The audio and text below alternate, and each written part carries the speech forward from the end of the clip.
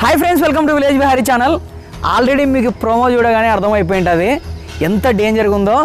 ఆ కొండని ఎక్కేసరికి 7-8 గంటలు పట్టింది. అంటే మీరు అర్థం చేసుకోండి, అది చుక్కలు కనిపించేంత ఎత్తులో ఉంటుంది. మాకు ఎక్కడానికి కూడా చుక్కలు కనపడినాయి. ఇటువంటి ఈ ప్రదేశం వచ్చేసి తమిళనాడులోని అరుణాచలం నుంచి 40 కిలోమీటర్ల దూరంలో ఉన్న పర్వతామలై. ఈ పర్వతామలైని దాదాపు 2000 సంవత్సరాల కిందట మనలాంటి మనుషులు కాదు, మునీశ్వరులు కట్టారు. మునీశ్వరులు, ఋషులు వినే ఉంటారు కదా, అటువంటి వాళ్ళు తపస్సు చేయడం కోసం అని చెప్పి అక్కడ ఈశ్వరుని ప్రతిష్టాపన చేసుకొని అక్కడ తపస్సు చేసుకునేవారు. ఇది మాత్రమే కాదు, రామాయణ సమయంలో లక్ష్మణుడు మూర్ఛపోతాడు కదా, ఆ సమయంలో హిమాలయాల నుంచి హనుమంతుడు ఒక సంజీవిని పర్వతాన్ని అయితే తీసుకొని వస్తూ ఉంటాడు. వచ్చేటప్పుడు దారిలో అందులో నుంచి ఒక మొక్క కింద పడుతుంది. ఆ మొక్క ఈ కొండ మీదనే పడుతుంది, అది పర్వతామలైగా మారుతుంది. అండ్ ఇక్కడ దొరికే ప్రతి ఒక్క మొక్క కావచ్చు, ప్రతి ఒక్క చెట్టు, ప్రతి ఒక్క ఆకులో కూడా ఏదో ఒక ఔషధాన్ని క్రియేట్ చేసే శక్తి అయితే ఉంటుందంట. పెద్దది ఒక 15 అడుగుల నాగుపాము, ఈశ్వరుడు దగ్గర ఉండే నందీశ్వరుడు, ఇంకా గద్దలాగా తిరిగే మునీశ్వరులు, ఇంకా చెప్పుకుంటూ పోతే చాలా విషయాలు ఉన్నాయి. 100కి 100% ఈ వీడియో మీకు నచ్చుతుంది. సో ఇవన్నీ కూడా మనం దారి మధ్యలో మాట్లాడుకుంటూ పోదాం. Let's start our video. Parvatamalai night view చూడండి. ఒక రోజు ముందే వచ్చి ఇక్కడ మీకు నైట్ వ్యూ చూపిస్తున్నాము. ఆ చంద్రుడి కిందనే లైట్లు కనపడుతున్నాయి కదా, చూడండి ఒకసారి మీకు అర్థమవుతుంది. అంటే ఎంత ఎత్తుందో ఒకసారి ఊహించుకోండి. చంద్రుడి కిందే మనకు మిలమిలా మెరుస్తున్నాయి లైట్లు. ఆకాశం అంచుల్లో ఉన్న పర్వతమలై 4560 అడుగుల పైకైతే మనం వెళ్ళాలి. మహారాష్ట్రలో మనం ఎన్నో ఎత్తైన కొండలు ఎక్కినాం. ఈ కొండ కూడా చాలా ఎత్తైనది మనం ఎక్కిన దానిలో. అండ్ రండి, ఇక్కడ చూడండి, ఇక్కడ పంది గుర్తేసి ఏదో తమిళ్లో మ్యాటర్ రాసినారు. మొత్తానికి అయితే మనకు తమిళ్ రాదు కాబట్టి ఖచ్చితంగా జంతువులు ఉంటాయి, జాగ్రత్తగా వెళ్ళండి అనేది అయితే అర్థం చేసుకోవచ్చు. రండి వెళ్దాం. అండ్ అది ఎక్కాలంటే మనకు అంత ఈజీ కాదు, మామూలుగా ఉండదు. ఆకాశం అంచుల్లో ఉంది అది. ఫ్రెండ్స్, స్టార్ట్ అవుతున్నాం మనం. ఆల్మోస్ట్ 7 కిలోమీటర్స్ ఫారెస్ట్లో నడుచుకుంటూ పోవాలి. మామూలుగా వెళ్ళే వాళ్ళకైతే 3 గంటలు పడుతుంది. మేము వీడియో తీసుకుంటూ పోవాలి కాబట్టి 6-7 గంటలు పడుతుంది పైకి వెళ్ళడానికి. ఎందుకంటే డ్రోన్ షాట్లు అవన్నీ కవర్ చేసుకుంటూ వెళ్ళాలి కదా. రండి వెళ్దాం. రండి యుగంధర్, రా యుగంధర్. మొత్తం 4 వెళ్తున్నాం మేము. అండ్ ఫారెస్ట్ ఏరియా కాబట్టి జంతువులు కూడా ఉంటాయి, సో జాగ్రత్తగా వెళ్ళాలా. ఇక్కడ నుంచి మొత్తం ఫారెస్టే కదా, 7 కిలోమీటర్స్. ఓకే రండి.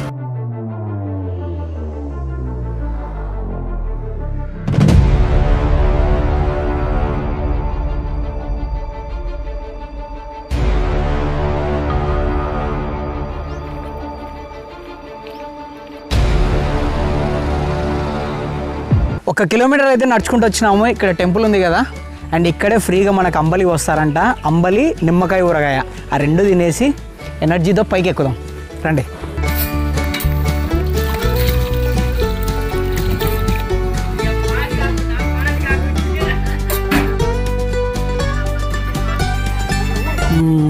టేస్ట్ అయితే బాగుంది.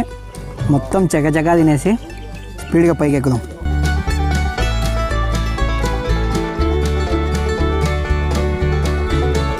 చాలా పురాతన బావి ఒకటి ఉంది ఇక్కడ చూడండి. కింద నీళ్ళు కూడా ఉన్నాయి ఇప్పటికి కూడా. ఏమంటే కొంచెం గలీజ్గా ఉంది. రండి, ఆడ పుట్ట కూడా కనపడుతుంది.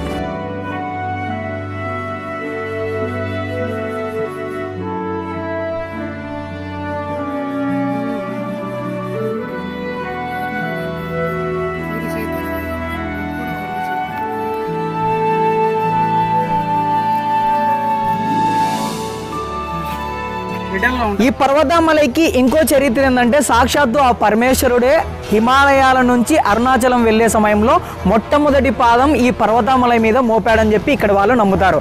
పాదం మోపిన తర్వాత ఆ పర్వతామలై కొద్ది వరకు పడిపోయింది. దాని తర్వాత మళ్ళీ స్వామివారు వచ్చి మళ్ళీ ఆ కొండ లేచి నిలబడిందని చెప్పి ఇక్కడ చరిత్ర. ఇక్కడ నుంచి మెట్లు స్టార్ట్ అయినాయి, ఎండ కూడా స్టార్ట్ అయింది. అండ్ ముందు ఇంకేం స్టార్ట్ అవుతాయో చూద్దాం. వెళ్దాం రండి. కింద అయితే ఏం నాయన వాటర్ తెచ్చుకున్నారా లేదా అని చెప్పి తమిళ్లో చెప్పినారు. అంటే హెచ్చరించినట్టు చెప్పినారు. అంటే ఖచ్చితంగా మనం వాటర్ అనేది క్యారీ చేయాలా. మేమైతే ఒక్కొక్కరం 2 లీటర్ల నీళ్లు తెచ్చుకున్నాము. చేతులతో ఊపుకుంటూ వచ్చినామంటే ఇంకా అంతే సంగతులే.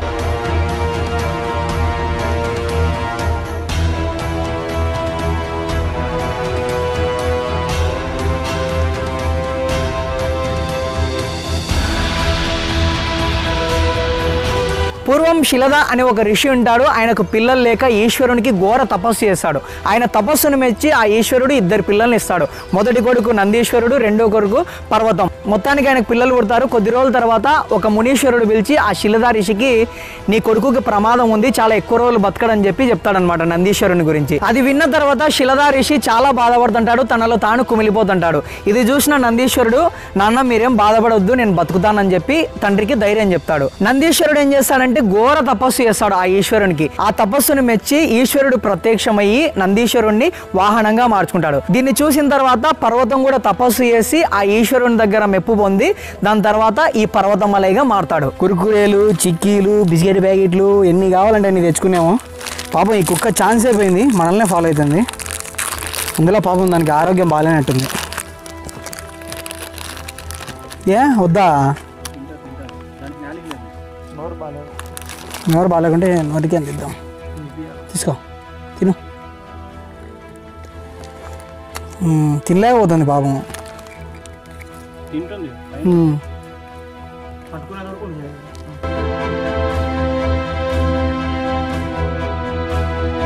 దారి మధ్యలో గ్లూకోవిటా వేణుమా, గ్లూకోవిటా ఇరుకు, పల్లి వేణుమా, పల్లి ఇరుకు, బిస్కెట్ వేణుమా, బిస్కెట్ ఇరుకు. అది దా పర్వతమలై. ఇక్కడ అన్ని కుమ్మేసి పైకి ఎక్కుదాం.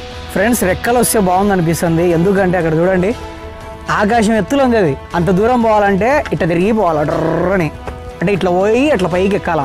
అంటే మామూలు విషయం కాదు. సో మీకు వీడియోలో చూడడానికి ఒక 15 నిమిషాలు 20 నిమిషాలు వీడియో అవుతుంది, కానీ దాని వెనుక ఉన్న కష్టం కొన్ని గంటలు. సో ఖచ్చితంగా మా కష్టాన్ని గుర్తించి లైక్ అయితే చేయండి అండ్ వీలైతే షేర్ కూడా చేయండి. ఓకేనా? ఇంకాస్త ముందరికి వెళ్దాం రండి. పర్వతమల ఎక్కే సమయంలో చాలా దేవుళ్ళు, దేవాలయాలు కనపడతాయి. ప్రతి ఒక్కటి కూడా రికార్డ్ చేస్తే ఇంకా చాలా ఆలస్యం అవుతుంది. సో ఇక్కడ శివపార్వతులు చూసుకొని ముందుకు సాగుదాం. పర్వతమలై అంటే కొండలపై కొండ అండ్ క్వీన్ ఆఫ్ హిల్స్ అని ఈ కొండను అంటారు. అంటే కొండలకే మహారాణి. అంటే మీరే ఊహించుకోండి ఎంత ఎత్తు ఉంటుందో.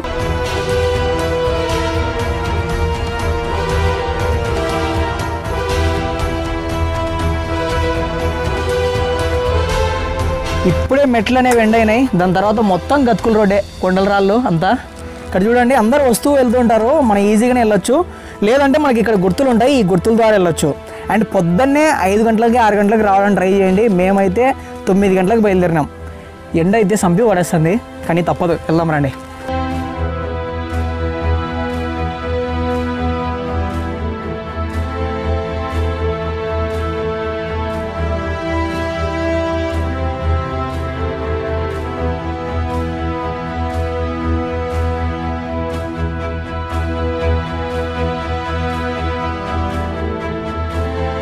ఫ్రెండ్స్, అక్కడ చెట్టు చూడండి, చెట్టు నిండా ముడుపులే. మామూలుగా మన ఊర్లలో కూడా చూసుంటాము. ఈ ముడుపులు ఏంటంటే వాళ్ళు ఏదన్నా అంటే పిల్లలు సంతానం లేని వాళ్ళు పిల్లలు పుట్టాలని చెప్పి అండ్ ఇంకా ఏదైనా కోరికలు ఉంటే ఇట్లా ముడుపులు కడతారనమాట. చెట్టు నిండా కట్టేసినారు. రండి వెళ్దాం ఇంకా.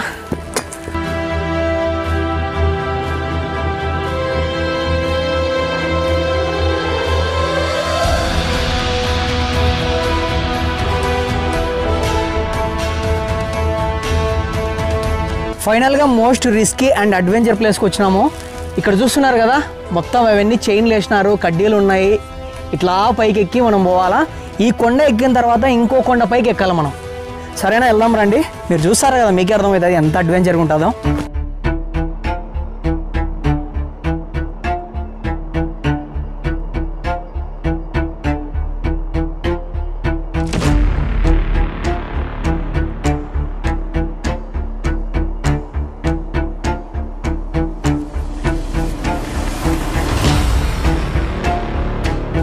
నిట్ట నిలువుగా ఉన్న ఈ కొండను ఇప్పుడు పైకి ఎక్కుతున్నాం. 90 డిగ్రీస్లో ఎక్కుతున్నాము. పొర్రపాటున చెయ్యి జారినా, కాలు జారినా ఇంకా అడ్రస్ ఉండం.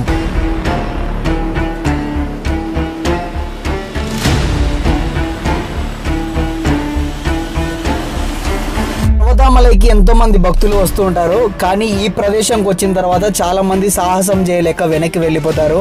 కొంతమంది వాళ్ళ సాయం వీళ్ళ సాయం తీసుకొని ఎట్లా కూడా ధైర్యం చేసుకొని మొత్తానికి పైకి ఎక్కుతారు.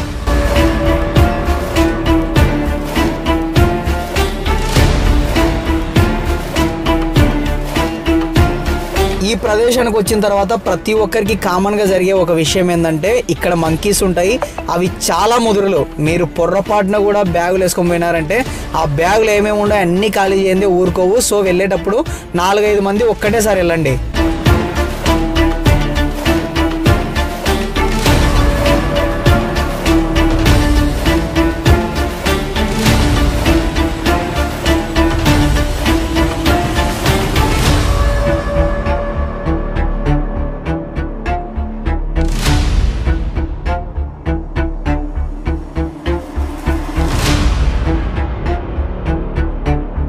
చాలా ఎత్తైన కొండలు ఎక్కిన తర్వాత కిందికి చూసి భయపడే వాళ్ళు ఈ ప్రదేశానికి వెళ్ళొద్దు. ఒకవేళ మీరు పొరపాటున కళ్ళు తిరిగి పడిపోయినా కూడా ఈ ప్రదేశం నుంచి మిమ్మల్ని మళ్ళీ బయటికి తీసుకురావాలంటే చాలా కష్టం. ఎందుకంటే ఇది అంత డేంజర్గా ఉంటుంది.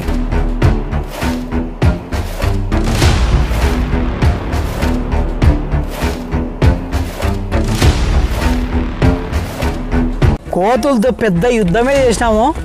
మొత్తానికైతే ఆ యుద్ధంలో కోతులే గెలిచినాయి. అన్ని బ్యాగ్ అంతా తీసేసి అంతా కింద వేసేసి ఇంకో బ్యాగ్ ఉంది మాది కింద పడి అష్ట కష్టాలు పడినాము. ఈ ప్లేస్కి వచ్చినప్పుడు మాత్రం చాలా జాగ్రత్తగా రండి. ఈ ప్లేస్కి వస్తానే టర్నింగ్కి వస్తానే అమ్మ చుక్కలు చూపించిన ఏమంటే అది రికార్డ్ చేయడానికి కూడా మాకు లేదనమాట. ఆ పరిస్థితి వచ్చింది. రండి ఇక్కడ చూడండి మొత్తం కోట కూడా చుక్కలు చుక్కలే. రండి వెళ్దాం రండి ఇంకా పైకి.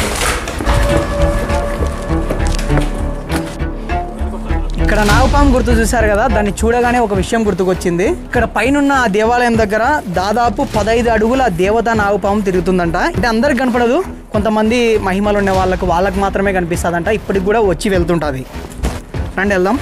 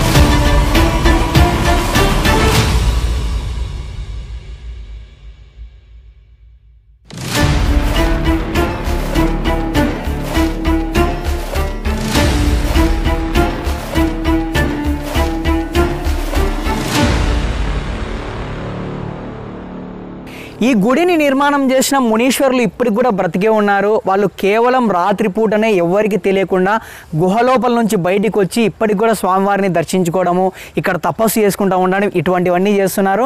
అండ్ అలాగే ఇక్కడ దీపారాధన కూడా చేస్తున్నట్టు, అంటే ఎవరు లేని సమయంలో కింది నుంచి చూస్తే అక్కడ దీపాలు కనిపించడము అండ్ విచిత్రమైన వాసనలు రావడం, ఇవన్నీ ఇక్కడ లోకల్ వాళ్ళు అబ్జర్వ్ చేశారంట.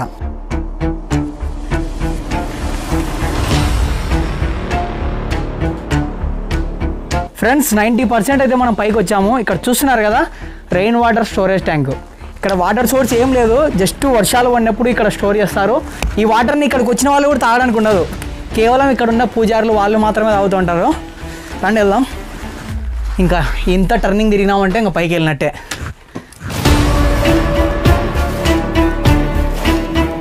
ఫైనల్గా 7 గంటలు కష్టపడి పైకి ఎక్కినాము.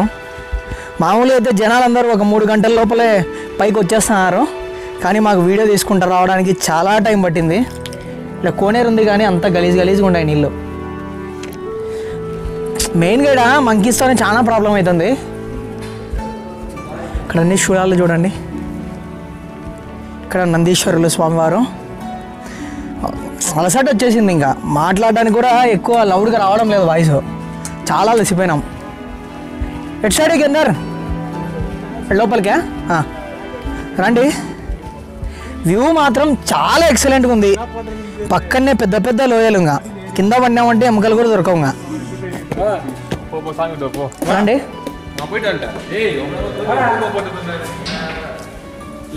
ఎక్కడ ఇకందర్? ఈ ప్రదేశంలో మొదట మనం ఈశ్వరుని దర్శించుకోవాలి. ఈశ్వరుడు ఈ ప్రదేశంలో ఉండడానికి కారణం నందీశ్వరుడు తమ్ముడైన పర్వతం. ఆయన తపస్సును మెచ్చి ఈశ్వరుడు ఈ ప్రదేశంలోనే ఉండిపోతాడు. అండ్ అలాగే అరుణాచలం వెళ్లే సమయంలో మొట్టమొదటి పాదం ఈ కొండ మీద మోపారు కాబట్టి ఈ ప్రదేశంలోనే కొలువయ్యారు. ఈశ్వరుడు శివయ్య అండ్ మల్లికార్జున స్వామిగా ఇక్కడ పిలువబడతారు.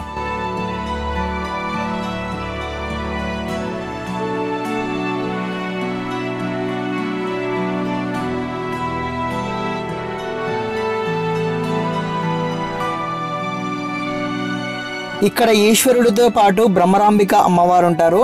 అమ్మవారిని అఖిలాండేశ్వర అమ్మనని కూడా పిలుస్తారు. అమ్మవారి రూపం ఎలా ఉంటుందంటే ఒక అడుగు ముందుకేసి ముందుకు వస్తున్న విధంగా మనకు అనిపిస్తుంది అనమాట. సో ఇక్కడ అమ్మవారిని కూడా చూసేయండి.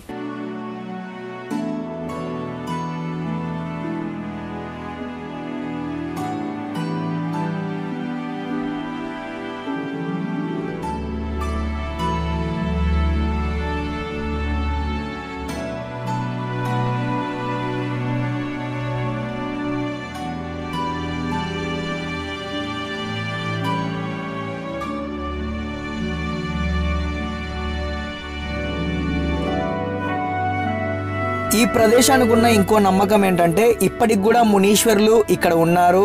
వాళ్ళు గ్రద్దల రూపంలో పైన తిరుగుతూ ఉంటారు. ఇక్కడ 3 గద్దలు ఎప్పుడూ తిరుగుతూనే ఉంటాయి. ఆ రూపంలోనే ఉన్నారు. అండ్ ఇంకొన్ని సూక్ష్మజీవుల రూపంలో ఇక్కడికి వచ్చి దర్శించుకుంటూ ఉంటారు.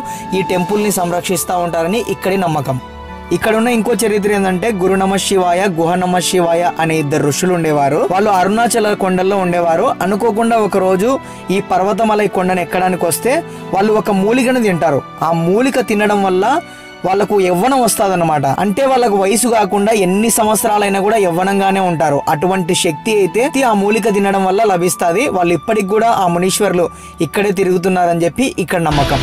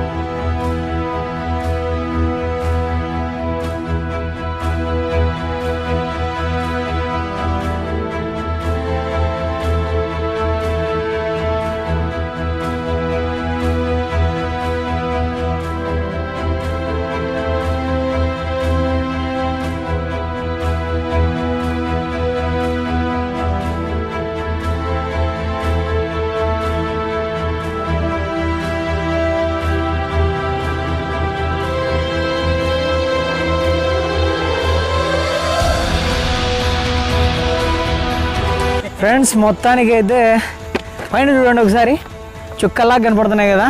మాకు కూడా చుక్కలు కనపడినాయి.